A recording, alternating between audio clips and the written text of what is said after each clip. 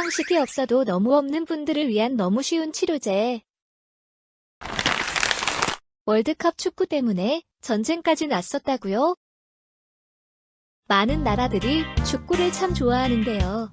특히 태평양 건너의 중남미 국가들은 정말 광적으로 열광합니다. 또 여기는治安이 좋지 않고 정치적으로 혼란한 나라가 많기도 합니다. 그런 이곳에서 축구로 인해 전쟁까지 났던 나라가 있다고 하는데요. 바로 엘살바도르와 온두라스가 그 주인공입니다. 이 두 나라는 주로 커피나 바나나 등을 주력으로 하는 농업 국가들인데요. 두 나라는 영토는 온두라스가 더 넓지만 인구는 엘살바도르가 더 많았고 높은 인구 밀도로 인해 많은 문제가 있었습니다.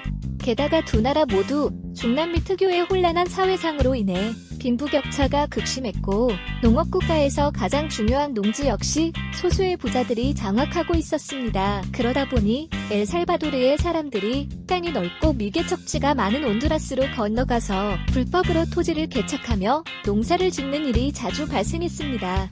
당연히 온두라스 사람들은 화가 날 수밖에 없었고 양쪽의 사이는 점점 나빠졌습니다. 그렇게 서로의 불만이 쌓이고 쌓이다 결국 1970년 멕시코 월드컵 예선전에서 대폭발하게 됩니다.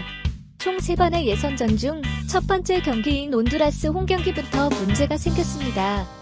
원정온 엘살바도르의 축구팀이 묵고 있는 숙소 근처로 온두라스의 극성 응원단들이 찾아와서 밤새도록 노래를 부르고 시끄럽게 하며 수면을 방해했던 것입니다. 이런 수면 부족과 홈 관중의 일방적인 응원까지 겹쳐 결국 온두라스가 승리했고 이렇게 극도로 격앙되어 있던 경기에서 패배하자 엘살바도르 국민들은 엄청난 충격을 받았습니다. 심지어 엘살바도르에서는 낙심한 한 소녀가 자살하는 사태까지 일어나고 말았습니다.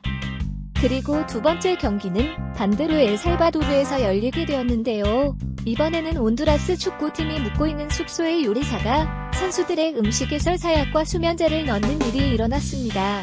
게다가 엘살바도르의 시민들이 몰려와 유리창을 깨고 죽은 쥐를 던져넣는 일까지 일어났죠. 결국 이 경기는 홈팀인 엘살바도르가 승리했고 양쪽의 적대감은 최고조에 달했습니다. 불법 이민을 포함해서 많은 엘살바도르 사람들이 온두라스에 건너가 살고 있었는데요. 온두라스 내에서 이들에 대한 테러가 일어났고 수많은 사람들이 죽거나 다쳤습니다.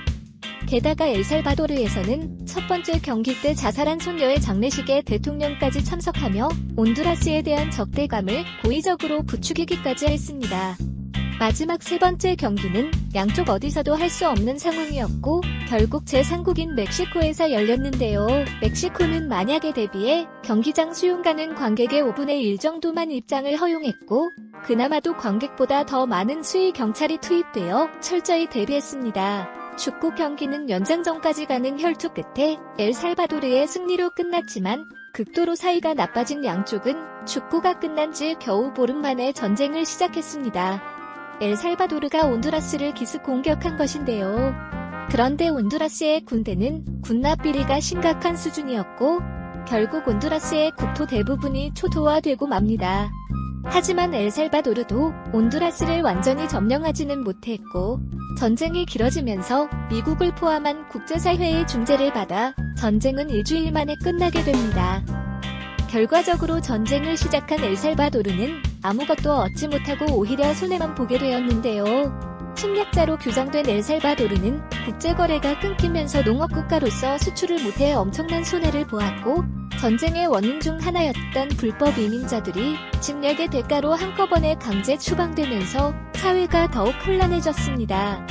또 침략을 받은 온두라스를 보호하기 위해 미군 기지가 건설되면서 엘살바도르 입장에서는 적대국인 온두라스의 국방력이 강화되는 결과가 나와버렸습니다. 이후 엘살바도르는 혼란이 심해져 결국 내전까지 발생하고 마는데요. 축구 전쟁 역시 전쟁은 절대 해서는 안 된다는 교훈만을 남기고 말았네요. 지금까지 성식결핍 치료제였습니다. 영상이 도움이 되셨다면 좋아요와 구독을 부탁드립니다. 여러분의 정성이 좋은 영상 제작에 큰 도움이 됩니다.